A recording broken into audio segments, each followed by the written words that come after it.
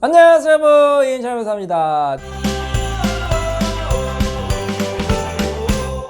자, 홍 기사님 잘 계셨어요? 네, 잘 지냈습니다. 자, 이제 완연한 봄인 것 같아요.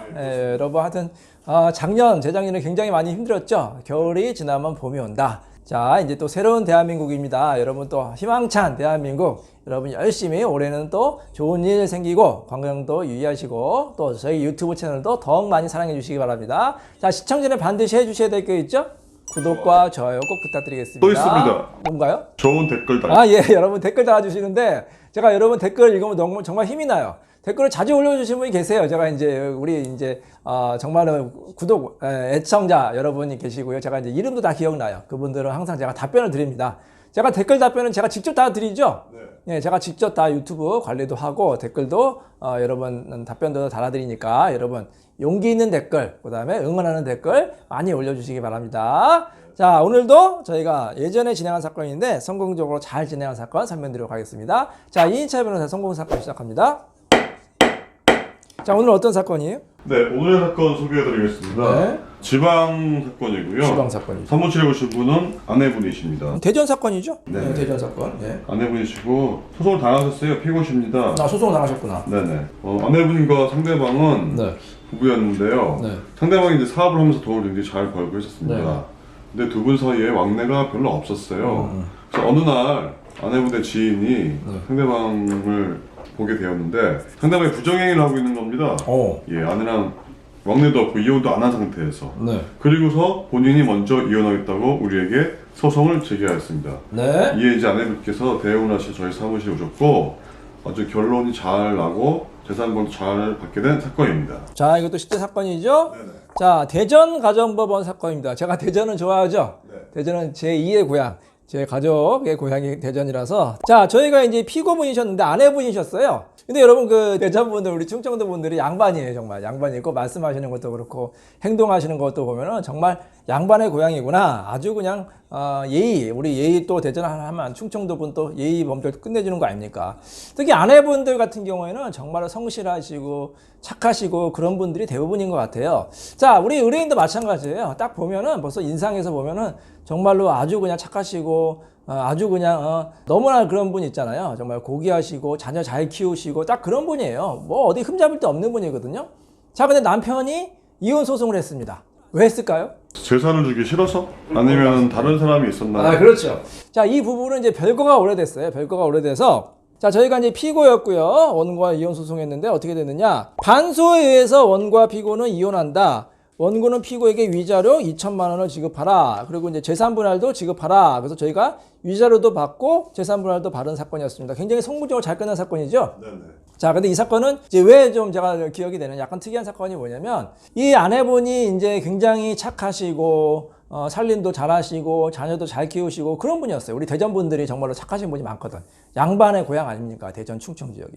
자, 근데 남편분이 이혼 소송을 한 거예요. 왜 했느냐? 이게 별거가 오래됐거든요. 별거가 오래됐는데 이 갑자기 남편이 집을 나가더니 관심을 안 갖는 거예요. 가정을 거의 팽개쳤다고 볼 수가 있겠죠. 이게 몇 년이 지났어요. 굉장히 돈은 잘 벌고 사업을 잘 되는데 그러니까 자녀들이 이제 계속해서 아버지를 찾아갔겠죠. 자, 찾아가서 아버지가 사는 집을 딱 발견했어요. 딱 들어갔는데 자녀들이 충격을 받았습니다. 왜 충격을 받았을까요? 다른 사람이 있었습니다. 부정행위죠. 네. 그 집에 보니까 다른 여자가 있었고요. 심지어는 그 여자랑 아버지랑 찍은 가족 사진도 있었던 거예요. 얼마나 황당하겠습니까, 자녀들이. 이걸 어떻게 보면 두 집 살림 한 거죠. 그래서, 자녀가 이제 아버지 도저히 이제, 실망감 때문에 배신감 느낀다. 그래서 이제 어머니도 이제 알게 되고, 그 사건을. 그래가지고, 어머니가 큰 이제 시리에 빠졌잖아요. 자, 그러니까 남편이, 보통 그러면 어떻게 해야 돼요, 남편이, 홍 이사님? 홍 이사님 같으면 어떻게 하겠어요? 만약 이런 사건이 발생하면. 아내에게 사과하겠습니다. 무릎 꿇고 사과해야죠. 네. 자, 아니면 네. 재산을 좀 주든지 하겠습니다. 근데 이 남편은 둘 다 안 한 거예요. 사과도 안 하고 그렇다고 재산을 준 것도 아니고. 자, 아내한테 뭐를 줬냐? 이혼 소장을 줬어요.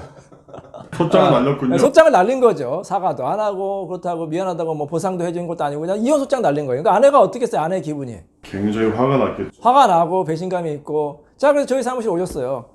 그래서 제가 당연히 여쭤보죠. 이혼 소장 받으면 우리가 이혼 소장 받으면 가장 처음에 묻는 게 뭐죠? 소장을 받은 피고분이 오시면 가장 처음 묻는 게 뭐예요? 이혼 사유? 아니 이혼 소장을 받으면 네. 이혼을 할 건지 말 건지를 묻잖아요. 이혼의 협치 여부. 이혼을 할 건지 안 할지 는 완전 다르잖아요. 이혼을 하면 이제 뭐 조정을 할 건지 뭐 재산분할 청구하고 이렇게 가는데 이혼을 안 할 거면은 이제 또 이혼을 기약하기 위해서 전략을 짜야 되잖아요. 근데 이 아내분은 이혼을 안 한다는 거예요. 이렇게 남편이 힘들게 했는데. 그래서 제가 왜 안 하느냐 했더니 자기 가정을 지키고 싶다는 거야. 남편과 왕래도 없고 남편이 밉지만 그래도 가정을 지키고 싶다. 그래서 뭐 저희는 어쨌든 의뢰인 뜻을 존중해야 되잖아요. 그래가지고 이혼 기각으로 갔어요. 일단 처음에는 답변서도 이혼 기각으로 가고. 근데 재판이 이게 너무 길어지잖아요. 재판이 뭐 몇 개월에 끝나는 게 몇 년 걸리잖아요. 자, 그리고 무슨 저희가 이제 정보를 입수했느냐? 남편이 재산을 빼돌릴 수 있다. 이런 걸 정보를 입수한 거예요. 자, 홍 기사님, 만약에 어떻게 돼요? 이혼 소송 중에 남편 재산을 빼돌린다. 네. 그러면 어떤 일이 발생을 할까요? 재산 분할을 받을 수가 없죠. 받을 수가 없죠. 나중에 혹시 아내분이 이혼을 나중에 생각을 해서 청구한다 하더라도 재산을 못 받는 거예요. 그래서 제가 의뢰인을 설득을 시켰어요. 여사님, 지금 어떻게 보면 어떻게 비상 상황인데 결정을 해야 될 것 같습니다. 계속해서 이혼을 안 한다고 기각으로 가면 우리가 이길 수는 있겠죠. 우리가 뭐 상대방의 유책 배우자 입증해서 이길 수 있다 하더라도 그게 무슨 소용이 있겠습니까? 자, 이혼이 기각이 되면 어떻게 돼요? 재산 분할 받을 수 있어요? 못 받죠. 못 받죠. 위자료 받을 수 있어요? 못 받죠. 아무것도 못 받아요. 그럼 남편이 돌아와요? 안 돌아오죠. 아무것도 없는 게 없어요. 그래서 제가 항상 주장하는 유책주의의 문제점이 그거예요. 유책주의로 가서 상대방이 유책 배우자라서 기각이 돼도 얻는 게 아무것도 없어요. 상대방이 돌아오는 것도 아니고 재산을 준 것도 아니고 위자료 받을 수 있는 것도 아무것도 해결이 안 돼. 그리고 상대방이 계속해서 소송을 할 거예요. 그래서 선진국처럼 파탄주의로 가는 게 맞다. 그래서 제가 그런 걸 잘 이제 조목조목 설명을 해드렸죠. 의뢰인한테. 그래서 차라리 여사님, 우리가 이제는 마음을 바꿔서 이혼을 동의하고요. 반소를 하는 게 어떻겠습니까? 이렇게 제안을 했어요. 그래서 의뢰인분이 이제 거기 동의를 하셨어요. 그래서 저희가 이제 전략을 바꾼 거죠. 처음엔 기각으로 가다가 이건 어떻게 된 거예요? 이혼으로 가서 반소까지 한 겁니다. 상대방 재산 가압류도 하고. 상대방 재산에 대해서 재산분할 청구하고. 그래서 어떻게 됐어요? 반소에 의해서 이혼한다고 됐잖아요. 그럼 누가 이긴 거예요, 홍 기사님? 우리가 이긴 겁니다. 우리가 피고. 이긴 거죠. 예. 우리가 피고가 반소했는데 법원이 반소해서 이혼한다. 그래서 위자료도 인정이 됐기 때문에 저희가 일정 부분 승소한 사건이 될 수가 있습니다. 자, 근데 이 사건은 또 하나의 쟁점이 있어요. 우리가 반소해서 이혼하면 재산분할 청구하는데 상대방이 재산 주기 싫어서 뭐라고 주장을 했을까요? 별거 중에 생긴 재산을 그렇죠. 못 주겠다? 그렇죠. 상대방은 이렇게 주장했어요. 이거 다 별거 중에 생긴 거기 때문에 아내가 기여도가 없다. 이렇게 주장을 했어요. 사실 그거는 좀 일리가 있어요. 그리고 상대방 주장이지만, 그죠? 약간의 일리 있습니다. 하지만 혼인관계는 일단은 법률혼이기 때문에 아직은 끝난 건 아니잖아요. 그렇죠. 홍 기사님이 판사님이라고 하면 어떻게 판결하겠어요? 이게 상대방 주장도 일리가 있어요. 이거는 별거 중에 생긴 재산이기 때문에 아내가 아무런 기여가 없는 게 사실 맞거든요. 그 재산에 직접적인 기여는 없잖아요. 근데 아내는 억울하다. 이거 어쨌든 혼인 생활을 유지했기 때문에 별거 중만, 비록 별거지만 그 중에 생긴 재산도 재산분할 해야 된다. 이렇게 주장을 했거든요. 어떻게 판단해야 될까요? 일단은 별거 기간과 재산의 형성 및 재산이 이제 불어난 과정을 면밀하게 검토해봐야 될 것 같습니다. 자, 좀 어려운, 판사가 참 쉬운 직업이 아니에요. 이게 양측이 팽팽하게 이제 줄다리기 해서 둘 다 일리가 있거든요. 저희가 또 이제 제 말로 그렇겠지만 저희가 또 유능하잖아요. 저희가 유능한 변호사는 또 어떻게 해야 되느냐. 항상 유리하게 이걸 재판을 또 이끌어야 되는 거 아닙니까? 그래서 저희가 이제 아내가 기여한 걸 집중적으로 이제 주장을 해야 될 거 아닙니까? 자, 근데 아내분이 어떻게 하셨냐면 제가 대전분이라서 그런지 굉장히 착하고, 가정생활도 잘했다고 했잖아요. 자, 이분이 뭘 어떻게 했냐면 남편이 별거 중인데도 시부모님을 계속 찾아가서 계속 보양을 한 거예요. 시댁 뭐 행사에도 찾아가고 시부모님께 찾아가서 인사도 드리고 뭐 식사도 해드리고 굉장히 노력을 많이 하신 거예요. 그거를 집중적으로 주장했죠. 이게 별거는 별거지만 아내는 최선의 노력을 다했다. 그리고 자녀도 잘 키웠다. 남편이 생활비도 변변히 주지 않는데 자녀를 이렇게 훌륭하게 잘 키웠다. 그래서 남편이 어쨌든 재산을 형성한 거 아니냐. 간접적인 기여가 있는 게 아니라 이렇게 주장을 했어요. 자, 결론이 어떻게 나왔을까요?